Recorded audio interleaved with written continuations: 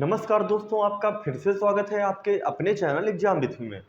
जैसा कि आप सभी जानते हैं कि ज्योग्राफी हम लोग पढ़ रहे थे और उसमें भी हम अपवाह तंत्र का अध्ययन कर रहे थे। तो हिमालय नदी के अपवाह तंत्र के अंतर्गत हम लोगों ने सिंधु नदी अपवाह तंत्र को पढ़ लिया था। अब आज हम लोग गंगा नदी अपवाह तंत्र के बारे में अच्छी तरीके से पढ़ेंगे। इस बात को विश्वास कीजिएगा कि इस प्रकार से गंगा नदी अपवाह तंत्र आपको पूरे यूट्यूब में कहीं भी देखने को नहीं मिलेगा, क्योंकि मैं बिल्कुल एक तरफ से स्टार्ट करके बिल्कुल लास्ट तक लेकर के जाऊंगा। तो इसी प्रकार से आप हमारे साथ जुड़े रहिए। तो जब सर गंगा नदी की बात करते हैं तो उसके कुछ प्रमुख पॉइंट बनते हैं। तो सबसे पहले तो आप लिख लीजिए हेडिंग डाल करके, गंगा नदी अपवाह अपवाह तंत्र। अब अपवाह तंत्र के विषय में तो मैंने आपको बता रखा है पहले से। अब बात करते हैं, तो जब गंगा नदी की सर बात आती है तो सबसे पहले एक पॉइंट बनता है जो हमको हमेशा याद रहता है कि यह की जगह लिख लीजिए गंगा। गंगा भारत की राष्ट्रीय नदी है, राष्ट्रीय नदी है। अब सर बात करते हैं कि ये राष्ट्रीय नदी है, तो इसको राष्ट्रीय नदी का दर्जा कब प्राप्त हुआ था? तो सर 2008 में। कब? 2008 में गंगा को राष्ट्रीय नदी घोषित किया गया था। नेक्स्ट पॉइंट लिखेंगे कि यह किन किन राज्यों से होकर के जाती है? तो उत्तर सबसे पहले आता है उत्तराखंड। तो मैं इसको लिख देता हूं अच्छी तरीके से, उत्तराखंड। उत्तराखंड के बाद आगे उत्तर प्रदेश, यूपी लिख दे रहा हूं, फिर आगे बिहार, फिर इसके बाद आगे बढ़ती है तो जाती है सर ये झारखंड। झारखंड से आगे बढ़ती है तो सर ये जाती है पश्चिम बंगाल, और पश्चिम बंगाल के बाद सर ये आगे बढ़ती है, पहुंच जाती है बांग्लादेश। कहां पहुंच जाती है सर? बांग्लादेश।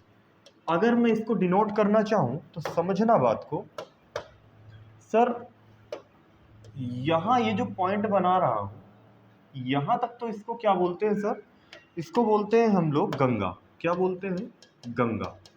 लेकिन जैसे ही ये नदी बांग्लादेश में पहुंच जाती है सर, तो इसका नाम क्या हो जाता है? इसका नाम यहां पर हो जाता है पद्मा। क्या नाम हो जाता है सर? पद्मा। यहां तक सारे पॉइंट क्लियर है? आप बोलेंगे सर क्लियर है। अब इसके बारे में एक पॉइंट और लिखिए, इसकी कुल लंबाई, इसकी कुल लंबाई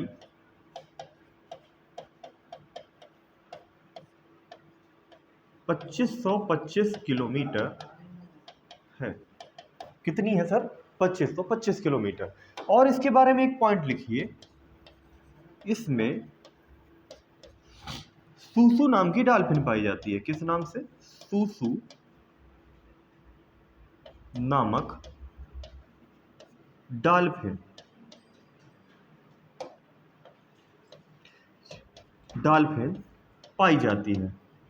ये जो है राष्ट्रीय जलीय जीव है। क्या है? भारत का राष्ट्रीय जलीय जीव। क्यों?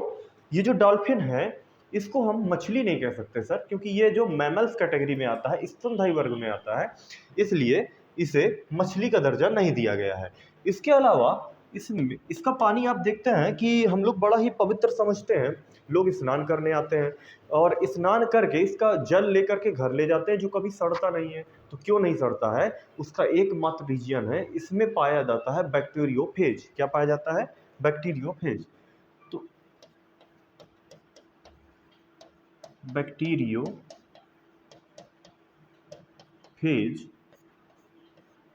की उपस्थिति के कारण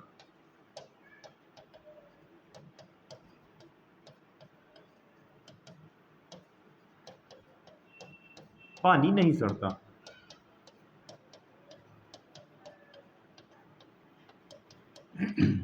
और आगे पॉइंट लिखें,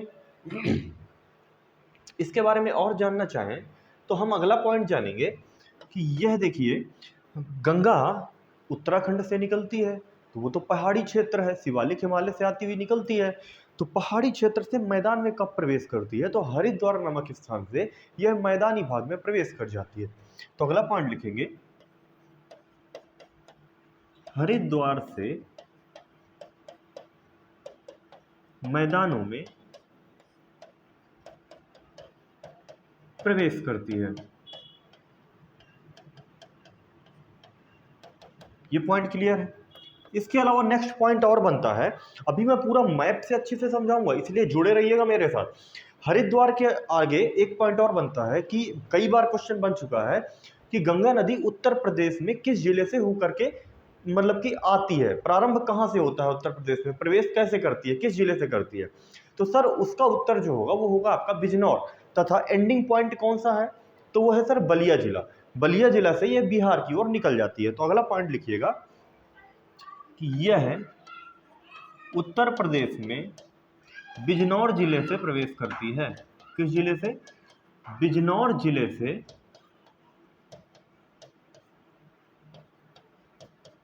प्रवेश करती है, तथा उत्तर प्रदेश के 28 जिलों से होकर के, तथा 28 जिलों से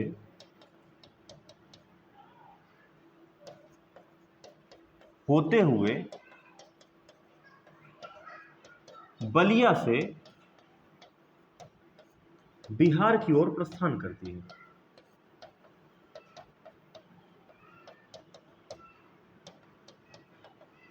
प्रस्थान करती है। सारे पॉइंट क्लियर है। और इसको बांग्लादेश में क्या कहा जाता है, पद्मा कहा जाता है। इसके अलावा पूछा जाता है इसकी सबसे बड़ी सहायक नदी कौन सी है, तो उसका नाम है सर यमुना। यमुना का पूर्ण नाम कालिंदी भी था, तो कालिंदी भी कभी कभी दे दिया जाता है कि कालिंदी किसका पूर्ण नाम था, तो किसका था सर, यमुना का। ये सारे पॉइंट आपने उम्मीद करता हूं कि नोट कर लिए होंगे। तो हम आगे बढ़ते हैं और समझते हैं आगे के बारे में। तो अब समझना बड़े ध्यान से, अब यहीं से आपकी समझने की बात पड़ती है। मैं जो नदियों को बनाऊंगा वो बनाऊंगा आपके इस व्हाइट पेन से, और जो नाम लिखूंगा वो मैं लिखूंगा येलो पेन से, और जिस स्थान पर वो मिलेंगी उस स्थान का नाम लिखूंगा रेड पेन से। तो ध्यान दीजिएगा इस बात को।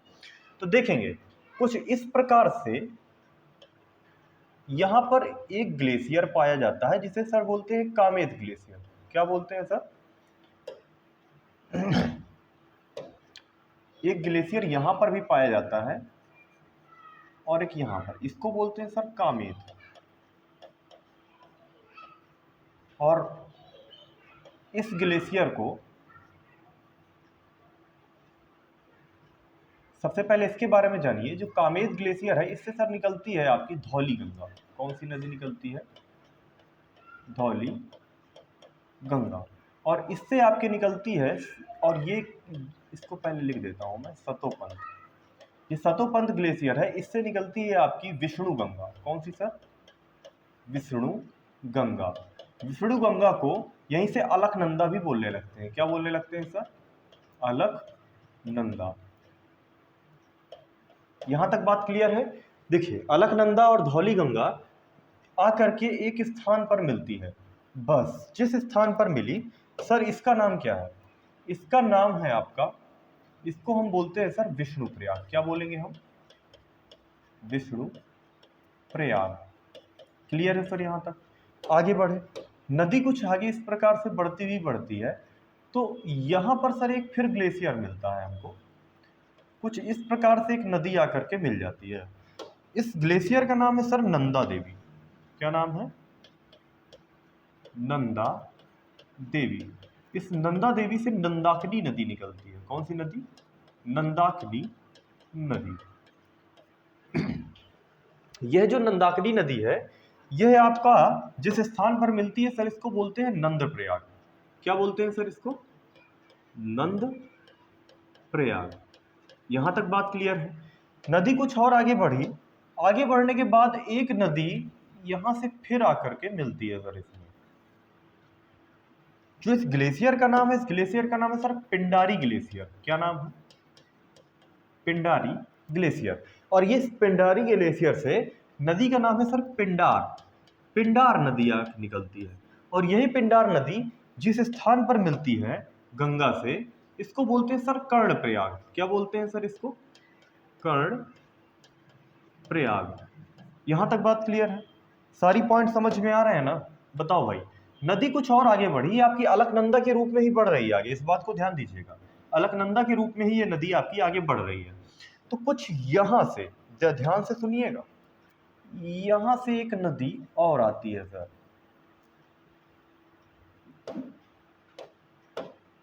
यहां पर आकर के मिलती है। इस नदी का नाम है सर मंदाकिनी नदी। क्या नाम है? मंदाकिनी।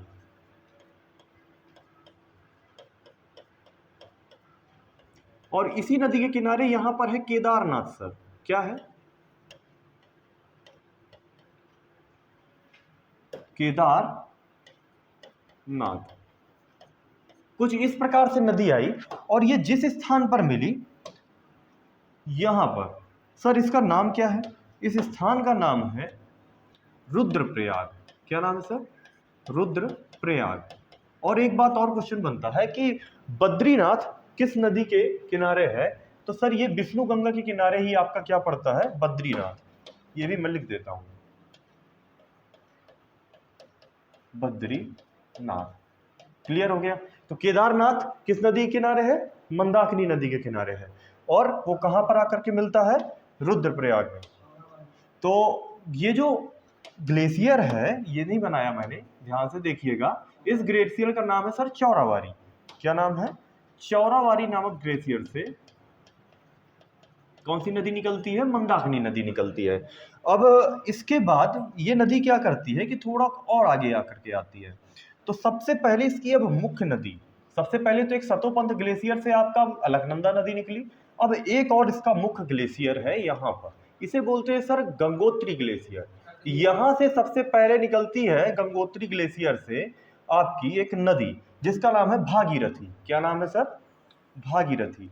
और इस भागीरथी नदी की एक सहायक नदी भी है जो एक खतलिंग नामक ग्लेशियर से निकलती है और इस नदी का नाम है भीलांगना नदी। कुछ इस प्रकार से मिलती है। अब समझिएगा बात को। इस नदी का क्या नाम है सर? इस नदी का नाम है भीलांगना। भीलांगना। और इस नदी का नाम क्या है सर? भागीरथी।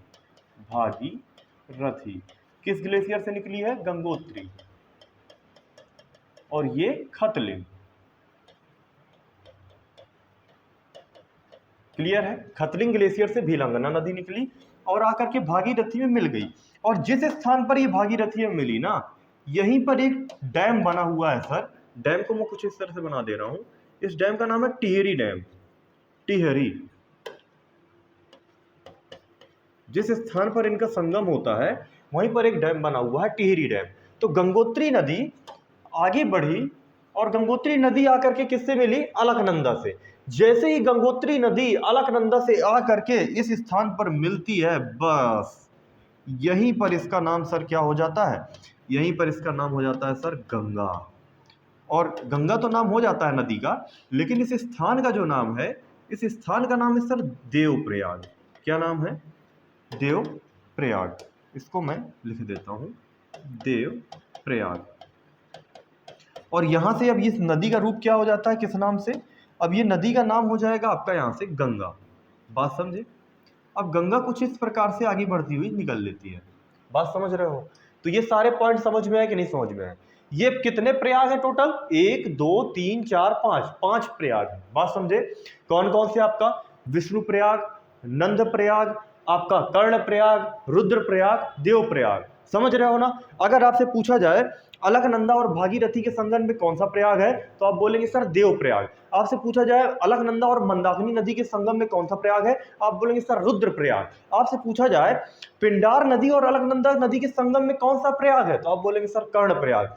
समझ रहे हो ना? तो इस प्रकार से प्रश्न बन जाता है एग्जाम में। अब मोस्ट इंपॉर्टेंट प्रश्न बनते हैं। तो मैं इसको, अब ये गंगा नदी एक विशाल रूप ले लेती है क्योंकि काफी सारी नदियां आकर के इससे क्या हो जाती हैं? मिल जाती हैं। अब जैसे ही ये देवप्रयाग से आगे बढ़ती है और एक आगे स्थान पड़ता है द्वारिकापुरी, और वहां से क्या होता है कि ये नदी जो है आपकी पहाड़ी एरिया से बढ़ते हुए आपका मैदानी क्षेत्र में प्रवेश कर जाती है। ठीक है? मैदानी क्षेत्र में प्रवेश करते हुए अब इसकी सबसे पहली सहायक नदी है सर, कौन सी? बताएंगे। तो कुछ यहां से नेपाल बॉर्डर से इस प्रकार से बढ़ती हुई एक नदी आती है सर, जिसका नाम है आपका रामगंगा नदी। क्या नाम है सर? रामगंगा नदी। ये रामगंगा नदी उत्तर प्रदेश के आपके कन्नौज जिले से, कौन से? कन्नौज जिले से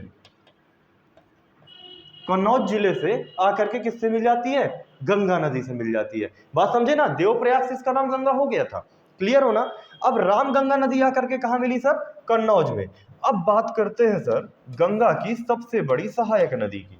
तो गंगा की जब सबसे बड़ी सहायक नदी की बात करेंगे तो यहां पर एक ग्लेशियर है उत्तराखंड में जिसका नाम है बंदरपूछ। क्या नाम है सर? बंदरपूछ। और ये जो बंदरपूछ ग्लेशियर है ये आपका यहां पर है यमुनेत्री ग्लेशियर, बंदरपूछ नामक स्थान पर।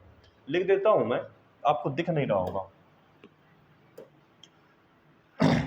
यहां पर एक ग्लेशियर है सर, इसका नाम है बंदरपूछ। और ये बंदरपूछ से यमुनोत्री ग्लेशियर से एक नदी निकली है जिसका नाम है सर यमुना नदी। क्या नाम है? यमुना नदी। कुछ इस प्रकार से आकर के आगे यहां पर प्रयागराज नामक स्थान पर गंगा नदी से मिल जाती है। तो इस नदी का सर नाम क्या है? इस नदी का नाम है यमुना।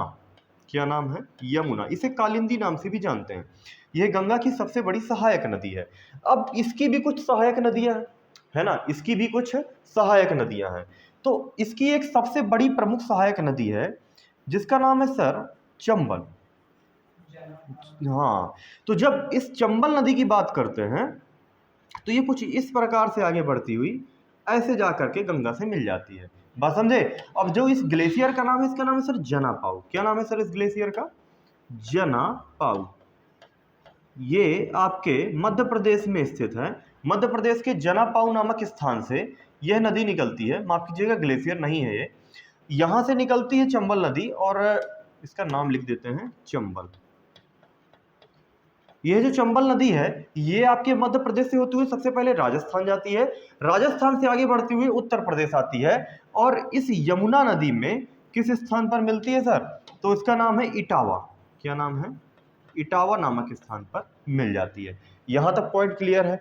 आगे इसकी एक दूसरी सहायक नदी, लेकिन चंबल नदी के बारे में कुछ विशेषताएं बता देता हूं। यह नदी सबसे ज्यादा मृदा अपरदन करने वाली नदी है। बात समझ रहे हो? चंबल नदी सबसे ज्यादा मृदा अपरदन करती है। बड़े ही बीहड़ बनाने के लिए जानी जाती है यह नदी।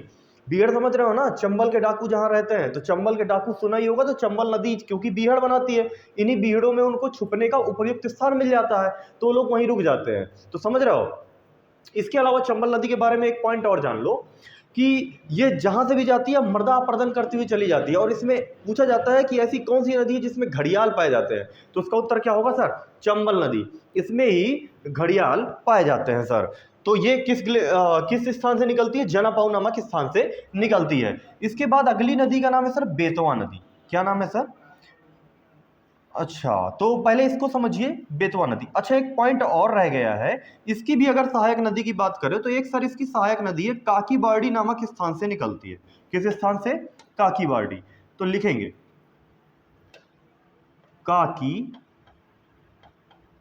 बारडी। जैसे ही मैंने बताया होगा काकीबारडी तो आप समझ गए होंगे किस नदी की बात कर रहा हूं। मैं बात कर रहा हूं सर क्षिप्रा नदी की। किस नदी की बात कर रहा हूं? क्षिप्रा नदी। सभी लोग कमेंट करके बताएं, क्षिप्रा नदी के किनारे एक महाकुंभ मेला लगता है, तो कौन सा महाकुंभ मेला लगता है? कमेंट करके बताएंगे। तो ये क्षिप्रा नदी आकर के चंबल नदी से मिल जाती है और यही चंबल नदी बाद में इटावा में जाकर के यमुना नदी से मिल जाती है। ठीक है, तो अब इस नदी का जो नाम है सर ये विंध्याचल श्रेणी से निकलती है। कहां से सर? विंध्याचल। विंध्याचल श्रेणी से निकलती है। इस नदी का नाम है सर बेतवा नदी। क्या नाम है? बेतवा नदी। और ये जो बेतवा नदी आकर के मिलती है इसका नाम है सर हमीरपुर। हमीरपुर नामक स्थान पर मिलती है। उत्तर प्रदेश का हमीरपुर, समझ गए होंगे आप। हमीरपुर में आकर के किससे मिल जाती है? यमुना नदी से मिल जाती है। यमुना नदी से मिल जाती है। इसके बाद आगे देखेंगे नेक्स्ट पॉइंट। एक और नदी है जो अपने ही जिले में बहती है, ये भी विंध्याचल श्रेणी से ही निकलती है, जिसको हम बोलते हैं प्यार से केन नदी। क्या बोलते हैं सर? केन नदी। कुछ लोग तो शूटिंग करने जाते हैं भाई साहब यहाँ, है ना? हम ही लोगों में से ही होंगे कुछ जो कैमरामैन लिवा करके आजकल ट्रेंडिंग चली है अपने बांदा में। तो केन नदी जो है ये कहाँ पर मिलती है? यमुना से बांदा में। किताबों में मिलता है भुजहा नामक स्थान पर, लेकिन हम सभी जानते हैं चिल्ला, चिल्ला बांदा। अभी मैं भुजा पर क्लियर नहीं हूँ, इसलिए जो मुझे पता है, जो हम लोग देखते हैं, उसी पर हम मानेंगे। तो चिल्ला बांधा में आकर के मिल जाती है केन नदी से। अब ये यमुना नदी आकर के कहाँ पर मिली सर गंगा से? तो गंगा से ये मिली जो है, इसका इस नाम आप सभी जानते हैं सर, इसका नाम है हमारा प्रयागराज। प्यारा प्रयागराज, प्रयागराज नामक स्थान पर मिलती है। सर अब आगे समझेंगे बात को। एक नदी यहाँ से आगे बढ़ती हुई और यहाँ पर आकर के गंगा नदी से मिल जाती है। तो इसका सर नदी का नाम क्या है? तो इसका नाम है सर टोंस नदी। क्या नाम है? टोंस नदी। आपसे पूछा जाएगा गंगा की पहली सहायक नदी का नाम बताइए, तो आप क्या बताएंगे? क्या बताएंगे? यहाँ ये धौली गंगा बताएंगे क्या? तब तो ये गंगा थी ही नहीं भाई, कैसे गंगा की सहायक नदी हो गई पहली? गंगा की पहली सहायक नदी है सर रामगंगा, जो कन्नौज में आकर के मिलती है, उत्तर प्रदेश में। क्लियर हो यहां तक? अब ये टोंस नदी आकर के प्रयागराज में मिल गई। इसके बाद एक नेक्स्ट नदी का नाम मैं बताता हूं आपको। यहां से सर कुछ इस प्रकार से नेपाल बॉर्डर से नहीं, ये आपका लखीमपुर खीरी के निकट एक आपका झील पड़ती है, जिसे बोलते हैं फुलहर झील। फुलहर झील जो कहां पर स्थित है सर? आप सभी बताइए। पीलीभीत में। क्या बोलेंगे? पीलीभीत। पीलीभीत नामक जो अपना जिला है, वहां पर एक फुलहर झील है। एक अंदर से ही स्रोत है उसमें, तभी वो झील बनी रहती है। जब वो झील, अब इतनी झील तो कितना बढ़ेगी, बढ़ती जाएगी, कहीं ना कहीं से निकलने के लिए रास्ता होगा ना, तो वहीं से एक नदी निर्माण हो जाता है, जिस नदी का सर हम प्यार से बोलते हैं इस नदी को गोमती नदी। क्या बोलते हैं? गोमती नदी। और लखनऊ किस नदी के किनारे स्थित है? तो गोमती नदी के किनारे स्थित है। यही गोमती नदी आकर के आपके गाजीपुर में, किस स्थान पर? गाजीपुर में किससे मिल जाती है सर? गंगा नदी से मिल जाती है। इसके बाद एक और नदी, इसके बारे में आप समझिए कुछ इस प्रकार से। थोड़ा सा मैं इसको पहले किनारे कर देता हूं।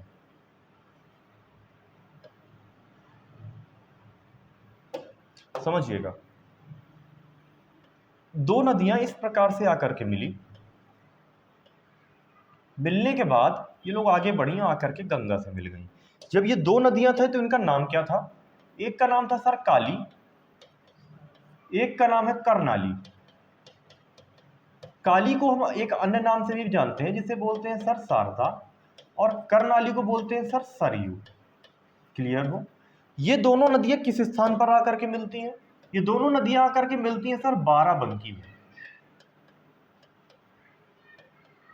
और बाराबंकी में जब जैसे ही मिल जाती हैं तो इनका नाम सर क्या हो जाता है? इनका नाम हो जाता है सर गोमती के बाद घाघरा। और यही घाघरा नदी आकर के बिहार के छपरा नामक स्थान पर, कहां पर सर? छपरा, यहां पर लिख देता हूं मैं। छपरा नामक स्थान पर किससे मिल जाती है सर? गंगा नदी से। अब बताइए, पूरे यूट्यूब में कभी इतना बड़ा तंत्र इस प्रकार से किसी ने समझाया हो तो बताइएगा। जुड़े रहिए, आपको इसी तरह की इंटरेस्टिंग चीजें, जानकारी आपको प्राप्त होती रहेंगे हमारे चैनल से। आगे बढ़ते हैं सर। गंगा नदी कुछ और आगे गई, अब आगे की सहायक नदियों के बारे में जान लेते हैं। तो सर उसके पहले आप ये समझिए कि एक नीचे से नदी निकलती है सर, जो कुछ इस प्रकार से आगे बहती हुई यहां पर इस स्थान पर, जिसे हम बोलते हैं बिहार की राजधानी, क्या? पटना। पटना पर आकर के मिलती है, जिसे हम प्यार से बोलते हैं सोन नदी सर। क्या बोलते हैं? सोन नदी। ये पॉइंट क्लियर है? इसके बाद सर एक नदी और ऊपर से आती है, हिमालयन नदी है, कुछ इस प्रकार से आती है प्यार से। तो इसका नाम क्या है सर? इसका नाम है सर गंडक। ये गंडक नदी आकर के बिहार के सोनपुर नामक स्थान पर, कहां पर सर? सोनपुर। इसको मैं रेड पेन से कर देता हूं। किस स्थान पर सर? सोनपुर नामक स्थान पर। किससे मिलती है आकर के? गंगा नदी से। एक अन्य नदी जो यहीं से चल के आती है, क्या हुआ था कि वो सात प्रकार के स्रोत हैं, उनमें से 3 प्रकार के स्रोत यही नदी बनाते हैं। और इस नदी का नाम है, प्यार से हम बोलते हैं सर कोसी नदी। प्यार से तो नहीं बोलते हैं, क्योंकि ये बिहार का शोक भी कही जाती है, कोसी नदी। आखिर से बिहार का शोक क्यों कहते हैं? तो भाई जब इसमें बाढ़ आती है ना, तो ये नदी जानी जाती है कि अपनी ये रास्ता बहुत जल्दी बदल लेती है। क्या पता आज यहाँ से बह रही तो कल वहां से बहने लगे। अब जब वहां से बह रही है तो वहां के आदमी को तो पता नहीं है कि भाई ये यहीं से बह जाएगी, तो बेचारे क्या होता है, बहुत ज्यादा जान माल की क्षति हो जाती है। इसलिए इसे बिहार का शोक भी बोलते हैं। किसको? कोसी नदी को। किस नदी को बिहार का शोक बोलते हैं सर? कोसी नदी को। तो कोसी नदी आकर के बिहार के कटिहार जिले में, कौन से जिले में सर? कटिहार जिले में। कटिहार जिले में आकर के किससे मिल जाती है? गंगा नदी से। बताइए भाई, यहां तक समझ में आया सभी को? एक एक पॉइंट क्लियर हो गया होगा, कुछ भी नहीं छूटा होगा, सारी बातें समझ में आ गई होंगी। पूरा गंगा नदी तंत्र अच्छी प्रकार से समझ में आ रहा है या नहीं आ रहा है? बोलो भाई, समझ रहे हो? तो चलो अब नेक्स्ट नदी की बात करते हैं सर। अब ठीक है, अब नेक्स्ट नदी की बात करते हैं। एक सेकंड, हाँ, नेक्स्ट नदी का नाम है सर आपकी महानंदा। क्या नाम है सर? महानंदा सर। ये जो नदी है ये आपकी दार्जिलिंग की पहाड़ियों से निकलती है। दार्जिलिंग समझ गए ना? दार्जिलिंग कहां पर है भाई? पश्चिम बंगाल, सिक्किम के पास है ना। दार्जिलिंग की पहाड़ियों से निकलती है और गोदावरी घाट में महानंदा नदी, मैं नाम लिख देता हूं इसका, महानंदा। महानंदा नदी आकर के गोदावरी घाट नामक स्थान पर, कहां पर? गोदावरी घाट। किससे मिल जाती है? गंगा नदी से मिल जाती है। अब गंगा नदी के बारे में कुछ एक पॉइंट और समझना है हमको। क्या समझना है? तो देखो, गंगा नदी इस प्रकार से आगे बढ़ते हुए अब दो वितरिकाओं के रूप में टूट जाती है। कैसे? कुछ एक पार्ट ऐसे करके निकल जाता है, ऐसे करके। ये जो पार्ट है ये आपका भारत देश में जाता है, और एक ये पार्ट है, ये पार्ट आपका जाता है बांग्लादेश में। कुछ इस प्रकार से, बात समझ रहे हो? मैं इसको क्या करता हूँ कि थोड़ा सा चेंज करता हूँ और अभी अच्छे से समझिए। ऐसे कहाँ जाता है? बांग्लादेश में जाता है। अब समझना बांग्लादेश कहाँ से है। तो बांग्लादेश की बात करेंगे तो बांग्लादेश को मैं हरे पेन से डिनोट कर रहा हूँ, समझना।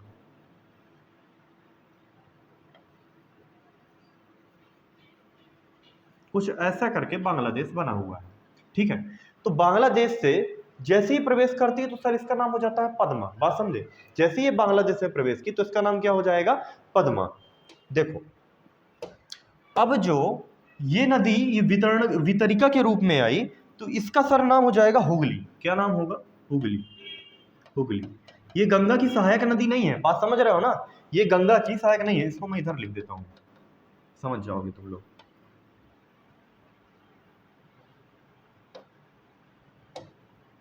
इसका नाम है सर हुगली, और ये गंगा की सहायक नदी नहीं है, ये वितरिका के रूप में काम करती है। यहां पर आप सभी जानते हैं एक पठार पड़ता है जिसे बोलते हैं सर छोटा नागपुर का पठार। क्या बोलते हैं इसको? छोटा नागपुर भारत का रूढ़ क्षेत्र कहलाता है। छोटा नागपुर का पठार, सभी प्रकार के खनिज तत्व तो यहाँ पर पाए जाते हैं। यहां से एक नदी आती है जिसका नाम है सर दामोदर नदी। क्या नाम है? दामोदर नदी। दामोदर नदी। ये दामोदर नदी आकर के हुगली नदी में मिल जाती है। ये हुगली नदी गंगा की सहायक नदी नहीं है क्योंकि ये वितरिका है, इसी का एक पार्ट है। बात समझ गए ना? अब मैंने बनाया था सर यहाँ पर आपका कुछ ऐसा बांग्लादेश। तो ये जो बांग्लादेश है यहां पर जैसे ही अपनी नदी गई तो इसका नाम सर यहां पे हो गया पद्मा। क्या हो जाएगा? पद्मा। किसका? गंगा नदी का। तो देखो भाई, गंगा नदी तंत्र के बारे में आप सब कुछ समझ गए। इसका अगर आप स्क्रीनशॉट लेना चाहते हो तो ले लीजिए, और इसके बारे में मैं नेक्स्ट पॉइंट भी बता दूंगा। अब समझना एक बात को। अब एक नदी और है, हिमालयन नदी, जो बहुत बड़ी नदी है, एक अपना अच्छा स्थान रखती है सर। मैं यहां से बना देता हूं। मान लीजिए ये आपका तिब्बत का पठार है, उसमें भी मानसरोवर झील के पास एक ग्लेशियर है जिसका नाम है सर चेमा युंग डुंग। क्या नाम है इसका? चेमा युंग डुंग। इस चेमा युंग डुंग ग्लेशियर से एक नदी निकलती है सर, कुछ इस प्रकार से आगे बढ़ती हुई भारत में अरुणाचल प्रदेश में यांग्याब दर्रे से बहती हुई,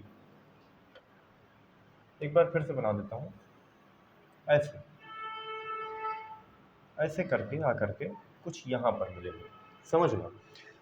चेमायुंगडुंग ग्लेशियर से एक नदी निकलती है जिसे हम भारत में तो ब्रह्मपुत्र नदी कहते हैं, लेकिन यह एकमात्र ऐसी नदी है जिसका जगह जगह नाम परिवर्तित है। कैसे?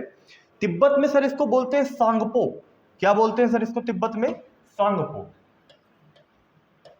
सांगपो दिखाई दे रहा है आप लोगों को? दिखाई दे रहा होगा। इसको क्या बोलते हैं सर? सांगपो। तिब्बत से जैसे ही आगे बढ़ी, अरुणाचल प्रदेश से यांग्याप दर्रे से अंदर आती हुई आई, तो जैसे ही ये अरुणाचल प्रदेश में पहुंची तो इसका सर नाम हो गया दिहांग। क्या नाम हो गया इसका सर? इसका नाम इस बार हो गया दिहांग। क्लियर हो? सही लिख देता हूं, थोड़ा सा ठीक नहीं बना, दिहांग। अब जैसे ही अरुणाचल प्रदेश से असम में घुसी सर, असम में इसका नाम हो गया ब्रह्मपुत्र। क्या नाम हो गया सर? ब्रह्मपुत्र। और जैसे ही ये बांग्लादेश के अंदर आई तो इसका नाम सर हो गया जमुना। मतलब जैसा क्षेत्र वैसा नाम। बात समझ रहे हो? अपना एक अलग क्षेत्र में अलग नाम और अलग पहचान रखने वाली नदी है। इसके बारे में एक पॉइंट और बनता है कि विश्व का सबसे बड़ा नदी द्वीप मांजली नदी द्वीप असम में कौन सी नदी बनाती है? तो ब्रह्मपुत्र नदी बनाती है। ये बात पॉइंट याद रखिएगा आप, ठीक है। तो जमुना और पद्मा आगे मिल करके आगे बढ़ती हैं। तो मणिपुर से एक नदी और आती है सर जिसका नाम है बराक नदी। क्या नाम है? बराक नदी। बराक। और जब ये तीनों नदियां आपस में मिलती हैं सर, जब ये तीनों नदियां आपस में कुछ इस प्रकार से मिलती हैं और आगे बढ़ती हैं, तो यहां पर इनकी संयुक्त धारा को सर बोला जाता है मेघना। क्या बोला जाता है सर? मेघना। क्लियर हो?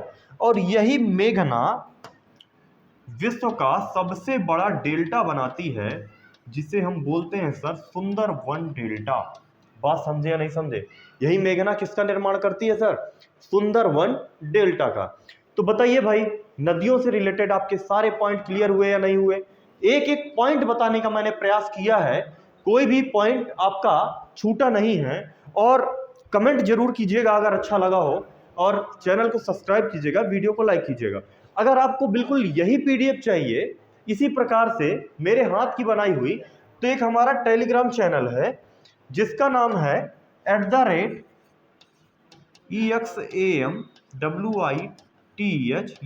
Exam with me 1। इसमें आप विजिट कीजिए टेलीग्राम चैनल में, आपको हूबहू ये पीडीएफ मिल जाएगी। बात समझ गए? आपको ये भी मिल जाएगा। समझ रहे हो? तो सारा गंगा नदी तंत्र के बारे में जो भी हो सकता था, सारी जानकारी मैंने आपको प्रदान कर दी। बताइए भाई, कमेंट कीजिए आपको कैसा लगा, जानकारी यूजफुल है या नहीं है। इसी प्रकार से आप हमारे साथ जुड़े रहिए, हम लोग को प्यार दीजिए। आप सभी को जय हिंद, जय भारत।